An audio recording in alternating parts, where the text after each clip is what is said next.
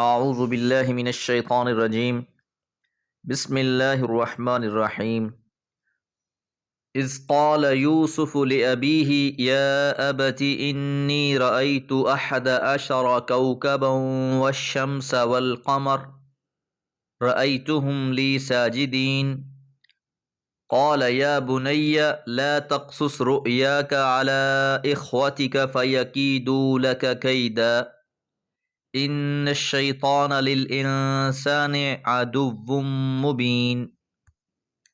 سورہ یوسف آیات 4 اور 5۔ اذ قال، جب کہا، یوسف علیہ السلام نے، لِأَبِيهِ اپنے باپ سے، اپنے والد سے۔ اوپر کی آیات میں جو بات گزری احسن القصص، تو اس احسن القصص کی ابتدا یہاں سے ہو رہی ہے، اذ قال سے۔ اب یوسف علیہ السلام نے اپنے والد سے کیا کہا؟ یا ابتی، اے میرے والد، انی، یقیناً میں نے، رأیتو، دیکھا، احد عشر کوکبا، 11 ستارے، احد عشر 11، کوکب ستارے، والشمس سورج، والقمر اور چاند، رأیتہم دیکھا انہیں، لی ساجدین میرے لیے سجدہ کر رہے ہیں۔ حضرت یوسف علیہ السلام نے ایک دن اپنے والد حضرت یعقوب علیہ السلام سے اپنا یہ خواب بیان کیا کہ 11 ستارے اور سورج اور چاند میرے آگے سر بسجود ہیں۔ حضرت یوسف علیہ السلام کا اس خواب کو سب سے پہلے اپنے والد کے علم میں لانا ان کی سلیم الطبعی، نیک نیتی اور سعادت مندی کی دلیل ہے۔ اگر اس طرح کا کوئی خواب کوئی اوچھی طبیعت کا آدمی دیکھتا تو سب سے پہلے وہ اپنی بڑائی کا ڈھول دوسروں پر پیٹنا شروع کر دیتا، لیکن یوسف علیہ السلام نے بچپن ہی سے نہایت متین اور سنجیدہ طبیعت پائی۔ انہوں نے جب یہ خواب دیکھا تو انہوں نے محسوس کیا کہ یہ خواب عام نوعیت کا نہیں ہے بلکہ اہمیت رکھنے والا ہے۔ اس وجہ سے انہوں نے اس کو سب سے پہلے اپنے والد ماجد کے سامنے پیش کیا، جن پر ہر پہلو سے ان کو سب سے زیادہ اعتماد تھا۔ آیت کے الفاظ پر اگر غور کیا جائے تو معلوم ہوتا ہے کہ ان کی طبیعت کے اندر تواضع موجود تھا۔ خواب پیش کرنے کے انداز سے بھی یہ بات نمایاں ہے۔ حضرت یعقوب علیہ السلام کے سامنے جاتے ہی بے دھڑک یوں نہیں کہہ دیا کہ میں نے 11 ستاروں اور سورج اور چاند کو اپنے آگے سجدہ کرتے ہوئے دیکھا، بلکہ ابتدائی حصہ الگ بیان کیا کہ میں نے 11 ستاروں، سورج اور چاند کو دیکھا، پھر رأیتہم لی ساجدین، کہ ان کو دیکھا کہ وہ مجھے سجدہ کر رہے ہیں۔ گویا وہ اس بات کا اقرار کر رہے ہیں کہ انہیں اس بات پر انتہائی تعجب ہے کہ یہ کیسے ہوا۔ حضرت یعقوب علیہ السلام نے جب یہ بات سنی تو آپ نے اپنے بیٹے کو نصیحت کی اور فرمایا، قال، آپ نے فرمایا، یا بنی، اے میرے بیٹے، لا تقصص رؤیاک، تو نہ بیان کرنا، رؤیاک اپنے خواب کو، علی اخوتک اپنے بھائیوں پر۔ حضرت یعقوب علیہ السلام نے جب خواب سنا تو آپ کو یہ اندازہ ہو گیا کہ یہ منصب نبوت پر سرفرازی کا اشارہ ہے، لیکن اس بشارت سے پہلے انہوں نے حضرت یوسف علیہ السلام کو تاکید کے ساتھ منع فرمایا کہ یہ خواب اپنے بھائیوں کے آگے بیان نہ کر دینا، کہیں وہ حسد سے جل بھن کر تمہارے خلاف کسی سازش میں سرگرم نہ ہو جائیں۔ اس لیے فرمایا، فَيَكِيدُوا لَكَ كَيْدًا، بس وہ تمہارے خلاف کوئی چال چلیں۔ یاد رہے حضرت یوسف علیہ السلام کے کل 11 بھائی تھے، جن میں سے 10 ان کی سوتیلی ماؤں سے تھے۔ صرف سب سے چھوٹے بھائی بنیامین ان کی اپنی ماں سے تھے۔ تو یہاں اشارہ انہی 10 سوتیلے بھائیوں کی طرف ہے۔ اور اس کی وجہ کیا تھی کہ حضرت یعقوب علیہ السلام پیغمبر، آپ کے والد حضرت اسحاق پیغمبر، آپ کے دادا حضرت ابراہیم علیہ السلام پیغمبر، تو پیغمبری کا ایک سلسلہ چلا آ رہا تھا۔ تو حضرت یعقوب کے بیٹے بھی یہ سمجھ بیٹھے تھے کہ اب یہ نبوت انہی کا حق ہے، اور اس موضوع پر ان میں اکثر آپس میں بھی تکرار رہتا کہ نبی کون بنے گا۔ تو خاص طور پر جو حضرت یوسف علیہ السلام سے بڑے بھائی تھے، ان سے آپ کو یہ خدشہ لاحق ہوا کہ وہ ان کے خلاف کوئی چال چلیں گے، اور حضرت یوسف علیہ السلام کا خواب سن لیا تو ان کی حسد کی آگ اور بھڑک اٹھے گی، اور عجب نہیں کہ وہ حسد سے اندھے ہو کر ان کو نقصان پہنچانے کی کوئی خطرناک سازش کر ڈالیں۔ اس لیے ساتھ یہ بات بھی بیان فرما دی کہ ان الشیطان، یقیناً شیطان، للانسان، انسانوں کے لیے، عدو مبین، دشمن ہے، کھلا واضح دشمن ہے۔ تو شیطان کی دشمنی کوئی ڈھکی چھپی چیز نہیں ہے، بلکہ تخلیق آدم کے بعد ہی یہ معاملہ شروع ہو گیا تھا، اور تا قیامت اس سلسلے نے چلتے رہنا ہے۔ اللہ تعالیٰ سے دعا ہے اللہ تعالیٰ ہر قسم کے شیطانی چالوں سے محفوظ رکھے۔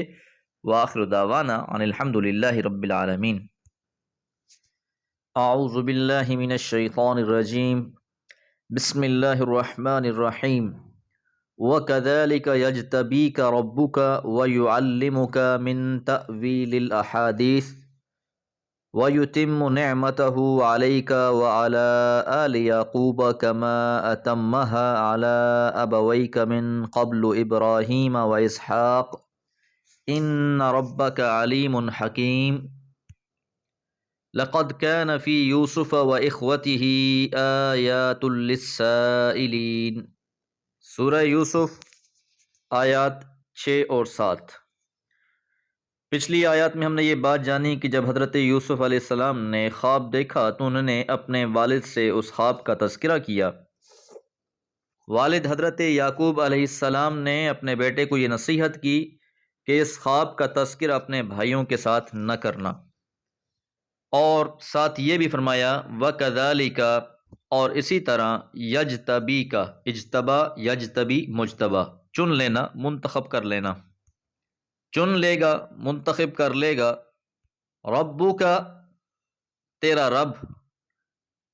اب یہ کلام حضرت یعقوب علیہ السلام نے اپنے بیٹے سے کہا، چونکہ یہ بات ان کے علم میں تھی کہ نبوت کا آغاز سچے خوابوں سے ہوتا ہے، اور اس خواب کا ظاہر ہی بتا رہا تھا کہ یہ سچا خواب ہے، اور خواب دیکھنے والے کے لیے ایک شاندار مستقبل کی پیشن گوئی کر رہا ہے۔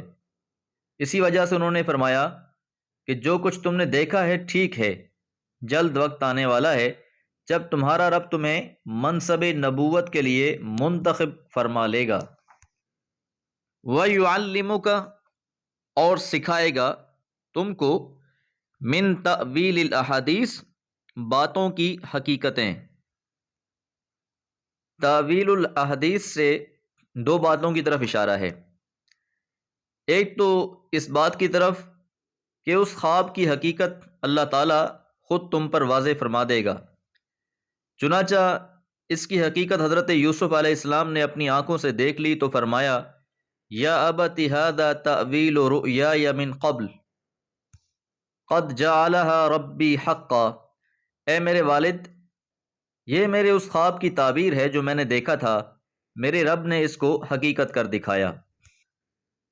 دوسری یہ کہ خواب چونکہ علم نبوت کے ذرائع میں سے ایک ذریعہ ہے، اور خواب میں حقائق مجاز کی شکل میں ظاہر ہوتے ہیں جن کو سمجھنا ایک خاص ذہنی مناسبت کا تقاضا کرتا ہے۔ اس وجہ سے اللہ تعالیٰ حضرات انبیاء علیہ السلام کو تعبیر رؤیا، یعنی خوابوں کی حقیقت جاننے کا ذوق عطا فرماتے ہیں، علم عطا فرماتے ہیں۔ حضرت یعقوب علیہ السلام نے جب یہ محسوس فرما لیا کہ اس رویا میں حضرت یوسف علیہ السلام کے لیے نبوت کی بشارت ہے، تو ساتھ ہی ان پر یہ بات بھی واضح ہو گئی کہ اب حضرت یوسف علیہ السلام کو تعبیر رویا یعنی خوابوں کا علم بھی عطا ہو جائے گا، اور پھر خوابوں کی شکل میں جو حقائق ان پر ظاہر ہوں گے ان کو ٹھیک ٹھیک سمجھ کر وہ اللہ تعالیٰ کی منشا و مرضی کے مطابق اس پر عمل کر سکیں گے۔ چنانچہ آگے اسی سورہ میں اللہ تعالیٰ نے اس علم میں ان کا درجہ اتنا بلند کیا کہ بالآخر یہی علم ان کے لیے مصر کی بادشاہی کے حصول کا ذریعہ بن گیا۔ وَيُتِمُّ، اور وہ مکمل کرے گا نعمتہ اپنی نعمت کو علیکا تجھ پر۔ نعمت سے مراد دین و شریعت کی نعمت ہے۔ دنیا کی دوسری چیزوں کا نعمت ہونا ایک اضافی امر ہے۔ جب بندے کو دین اور شریعت کی نعمت ملتی ہے تب ہی نعمت کامل ہوتی ہے۔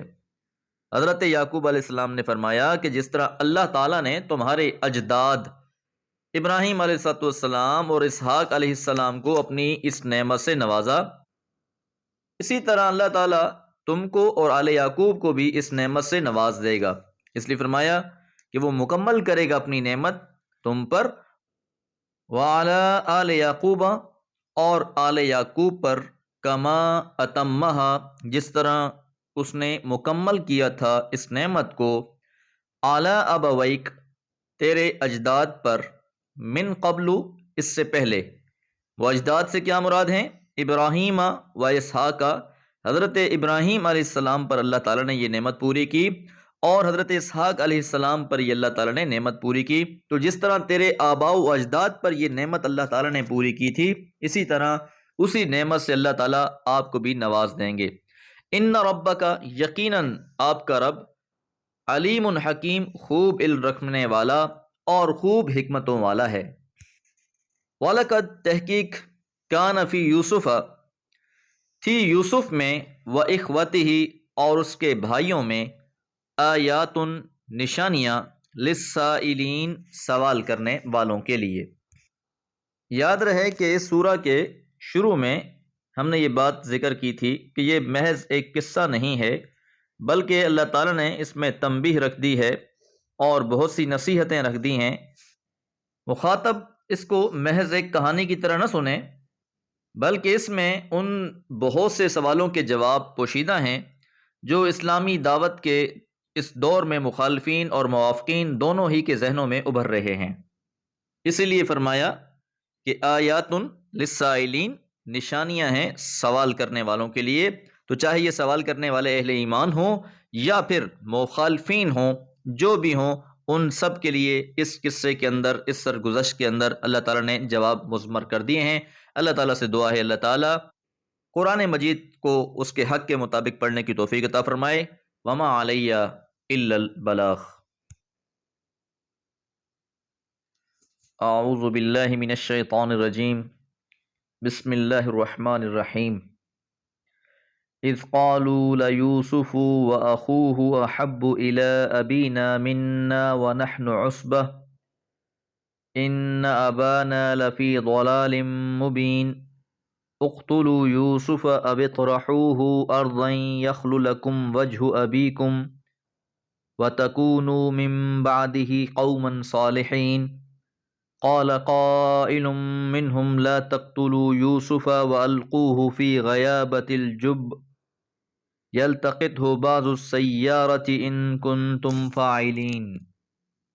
سورہ یوسف، آیات 8 سے 10۔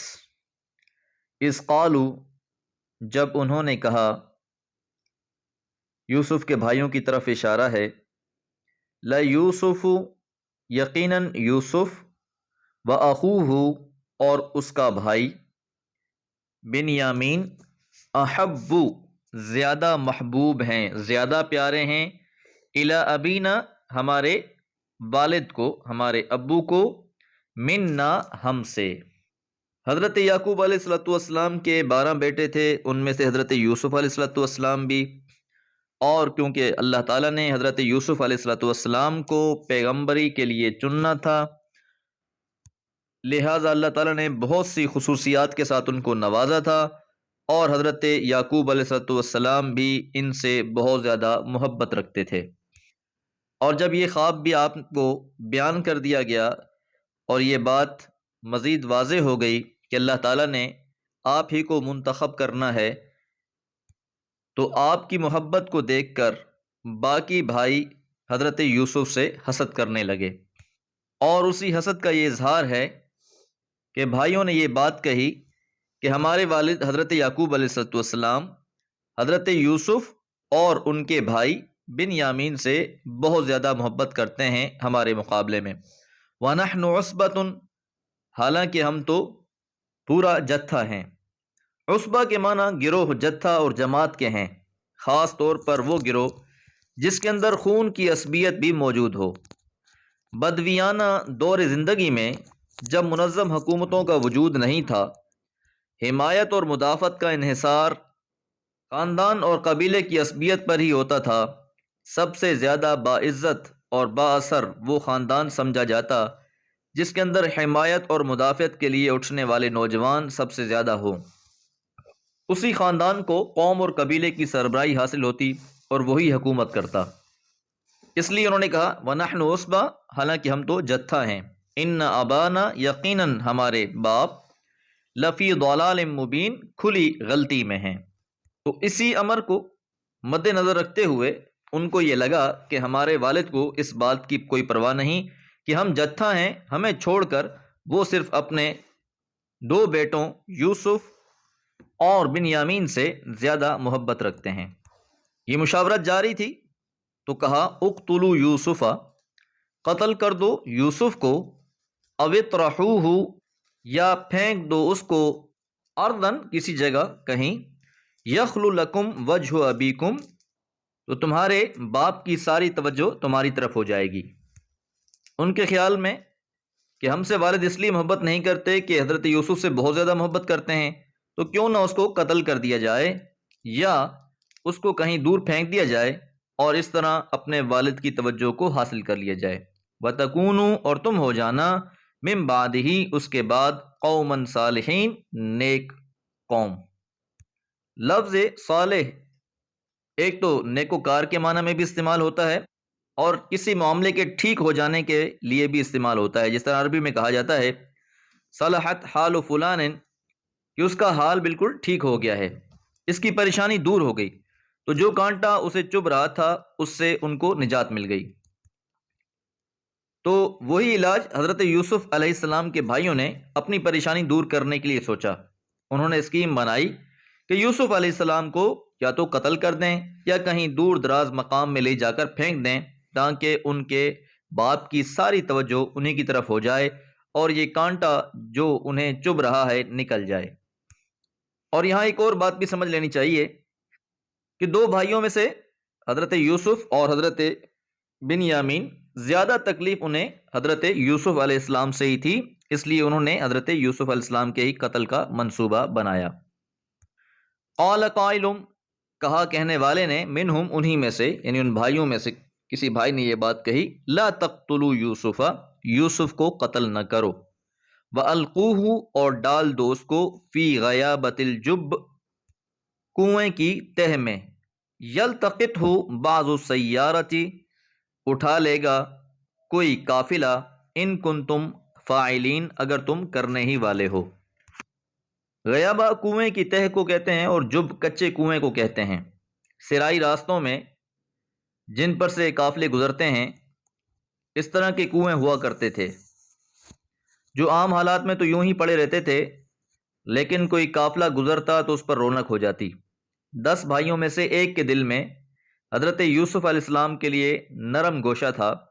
اس نے مشورہ دیا کہ قتل تو نہ کرو، اگر کچھ کرنا ہی ہے تو یہ کرو کہ قافلوں کے راستے کے کسی کنویں میں اس کو ڈال دو، کوئی قافلہ گزرے گا تو اس کو نکال لے گا، کیونکہ اس زمانے میں انسانوں کے بیچنے کا رواج تھا، اس وجہ سے ممکن ہے کہ یہ خیال بھی آیا ہو کہ قافلے والے یا تو اس کو غلام بنا کر لے جائیں گے یا کسی شہر میں جا کر بیچ ڈالیں گے، اس طرح ان کی جان بچ جائے گی اور ان کے پہلو کا کانٹا بھی نکل جائے گا۔